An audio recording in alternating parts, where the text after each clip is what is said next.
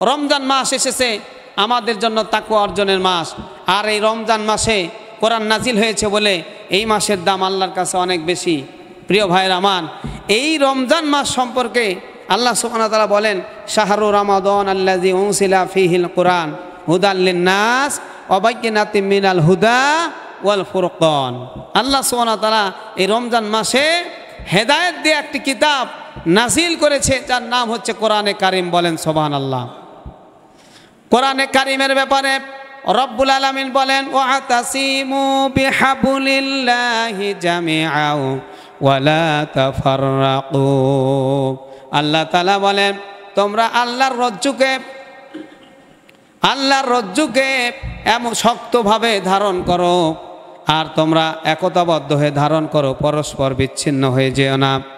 কোরআনের ব্যাপারে আল্লাহ সুবহানাহু ওয়া তাআলা বলেছেন, ওয়াতাসিমু বিহাবলিল্লাহি জামিআও ওয়ালা তাফাররাকু। দুইটা ব্যাপারে আল্লাহ তাআলা কোরআনে কারিমে বলেছেন ওয়ালা তাফাররাকু, দুইটা ব্যাপারে। নাম্বার 1 হচ্ছে কোরআনে কারিমের ব্যাপারে।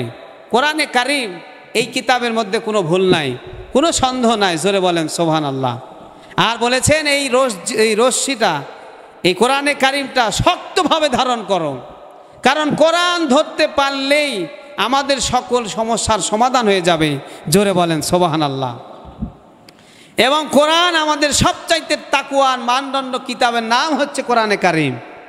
কোরআনে কারিমে সকল বিষয়ের সমাধান আছে না নাই? মনে রাখবেন, দুইটা বিষয় মতানৈক্য সৃষ্টি করা যাবে না।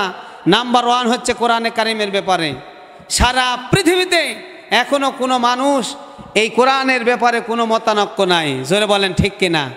হাত বাঁধার ব্যাপারে মতানৈক্য আছে, নামাজের পরে দোয়া করা যাবে কি যাবে না এই বিষয়ে মতানৈক্য আছে, রমজান মাসে 8 রাকাত নাকি 20 রাকাত এই বিষয়ে মতানৈক্য আছে, অনেক বিষয় মতানৈক্য আছে, কিন্তু কোরআনে কারিমের ব্যাপারে কোনো মতানৈক্য নাই। জোরে বলেন ঠিক না বা ঠিক? এটা আল্লাহ বলে দিয়েছেন, নাম্বার 1। নাম্বার 2 হচ্ছে আকিমুদ্দিন ওয়ালা তাফাররাকু ফিহি।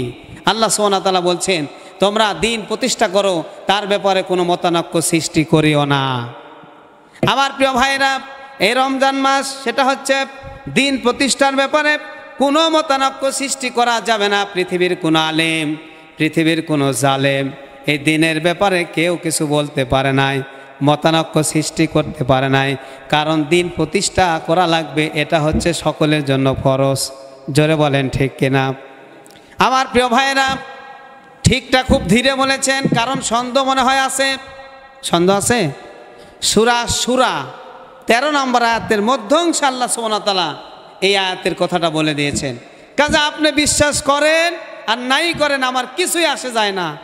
দিন প্রতিষ্ঠা করতে হবে, এই কথাটা কার? আরো জোরে বলেন, কথাটা কার? আল্লাহ। এবার আসেন প্রিয় ভাইয়েরা, রমজান মাস, এই রমজান মাসে আল্লাহর হাবিব সাল্লাল্লাহু আলাইহি সাল্লাম মক্কা থেকে মদিনায় হিজরত করার 1 বছর পরে একটা যুদ্ধ সংগঠিত হয়েছিল, সেটা হলো বদরের যুদ্ধ। বদরের যুদ্ধ যখন হবে, আল্লাহর হাবিব সাল্লাল্লাহু আলাইহি সাল্লাম এই বদরের যুদ্ধটা বলার ক্ষেত্রে তিনি খুব চিন্তিত। কেমনে বলা যায়? বদরের যুদ্ধ হচ্ছে ছেলে যুদ্ধ করবে পিতার সাথে, পিতা যুদ্ধ করবে ছেলের সাথে, আত্মীয়দের সাথে যুদ্ধ হবে, খালুর সাথে, মামুর সাথে, চাচার সাথে, নিজের আত্মস্বজনদের সাথে যুদ্ধ যেটা হবে সেটার নামই হচ্ছে বদরের যুদ্ধ। মুসলমানরা মদিনার যারা হিজরত করে চলে গেছে মুসলমান, এবং মক্কাতে যারা অবস্থান করছে কুরাইশদের সাথে লড়াই হবে বদর নামক প্রান্তরে, মদিনা থেকে 80 কিলোমিটার দূরে বদর নামক প্রান্তরে। কিন্তু এই লড়াইটা হবে নিজের আত্মস্বজনদের সাথে, যারা হিজরত করে নবীর সাথে চলে গেছে, মুসলমান হয়ে গেছে, তারা লড়াই করবে অমুসলিম কুরাইশদের সাথে। আল্লাহর হাবিব এই কথাটা কেমনে বলবেন তিনি বলতে পারছেন না। অ্যান্ডিমেন্ট টাইম তিনি কথাটা বলতে একটু সংকোচ মনে করছেন, একটু দ্বিধাদ্বন্দ্বের মধ্যে পড়ে গিয়েছেন। ঠিক এমন সময় মিকদাদ রাদিয়াল্লাহু তাআলা আনহু তিনি বললেন, ইয়া রাসূলুল্লাহ, হাবিবাল্লাহ, আপনি যেই কথাটা বলতে চাচ্ছেন সেই কথাটা আপনি বলতে এত কেন মানে সংকোচ মনে কেন বলছেন? আমরা তো আপনার সেই সাহাবী, আপনি যদি বলেন জিহাদ করতে হবে সঙ্গে সঙ্গে আমরা করব, কোনো দ্বিধাবোধ করব না। জোরে বলেন সুবহানাল্লাহ। আমরা এই কথা বলবো না যেমন মুসা আলাইহিস সালামের কওমেরা বলেছিল, হে মুসা, তুমি জিব্রাইল এবং তোমার আল্লাহ তাদের সাথে লড়াই করো, আমরা ওই কথা বলবো না। আমাদের চোখের পাতা যতক্ষণ পর্যন্ত নড়বে ততক্ষণ আমরা আপনার সাথে আছি। জোরে বলেন সুবহানাল্লাহ। আল্লাহর হাবিব সাল্লাল্লাহু আলাইহি সাল্লাম এই কথা শোনার সাথে সাথে তিনি মুচকে হাসলেন এবং খুব খুশি হয়ে গেলেন এবং বললেন, আমার সাহাবীরা, তোমাদের মনের অবস্থা যদি এরকম হয় তাহলে তোমরা শুনে নাও, সেটা হচ্ছে জান্নাতিন আরদুহা সামাওয়াতি ওয়াল আরদ, এমন এক জান্নাতের কথা তোমাদেরকে আমি বলতেছি যেই জান্নাতের প্রশস্ততা হচ্ছে আসমান এবং জমিনের সমান। জোরে বলেন সুবহানাল্লাহ। আসমান এবং জমিনের সমান এই জান্নাতের প্রশস্ততার কথা শোনার সাথে সাথে উমাইর নামে একজন সাহাবী নবীজি কথা বলতেছিলেন আর তিনি কিছু খুরমা খাচ্ছিলেন। নবীজি যখন এই জান্নাতের কথা বললেন, জান্নাতের কথা শোনার সাথে সাথে উমাইর তিনি বললেন, ইয়া রাসূলুল্লাহ, হাবিব আল্লাহ, আপনি যে জান্নাতের কথা বললেন সত্যি কি আমরা সেই জান্নাতে যাব? আল্লাহর হাবিব মুচকি হেসে বললেন, অবশ্যই তোমরা সেই জান্নাতে যাবে। জোরে বলেন সুবহানাল্লাহ।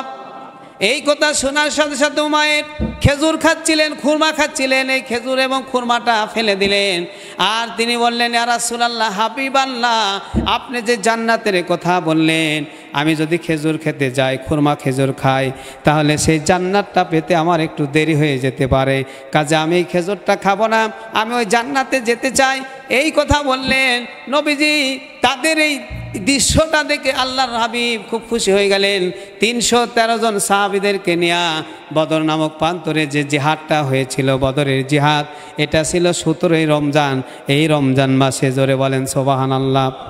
আর একটু জোরে বলেন সুবহানাল্লাহ। প্রিয় ভাইরা আমার, অল্প সময় খুব তাড়াতাড়ি শেষ করে দেব। সেটা হচ্ছে আল্লাহর হাবিব সাল্লাল্লাহু আলাইহি সাল্লাম তিনি বললেন, তোমরা এই মুহূর্তে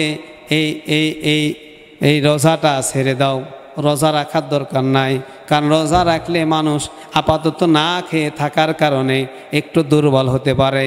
তোমরা রোজা ছেড়ে দিয়ে তোমরা পানাহার করে নিয়ে ওই কাফেরদের বিরুদ্ধে ওই জমিনে তোমরা ছড়িয়ে পড়ো, ওই কাফেরদের বিরুদ্ধে তোমাদেরকে লড়াই করতে হবে। জোরে বলেন সুবহানাল্লাহ। এখান থেকে আপনি কি বুঝলেন? রোজার চাইতে, নামাজের চাইতে, জাকাতের চাইতে, হজের চাইতে উত্তম হলো দিন প্রতিষ্ঠা করা। জোরে বলেন ঠিক কিনা? আর একটু জোরে বলেন ঠিক কিনা? কাজে রমজান মাসে তিনি বললেন, রোজা ছেড়ে দাও, ওই কাফেরদের সাথে লড়াই করো।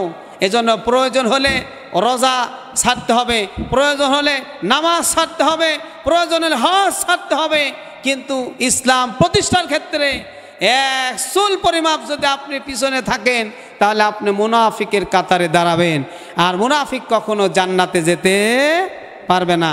প্রিয় ভাইয়ের আমার, ওই সময় ইমান জজবায় তাজা ইমান নিয়ে সাহাবীরা যখন সামনে অগ্রসর হয়েছে, বিজয় দান করেছেন কে? আরো জোরে বলেন, বিজয় দান করার মালিক কে? এজন্য আল্লাহ সুবহানাহু ওয়া তাআলা এই বিষয়টা আমাদেরকে, এই রমজানের শিক্ষা, বদরের শিক্ষা নিয়ে বাস্তব জীবন আমাদেরকে পরিচালনা করার তৌফিক দান করুন। সকলে বলুন আমিন।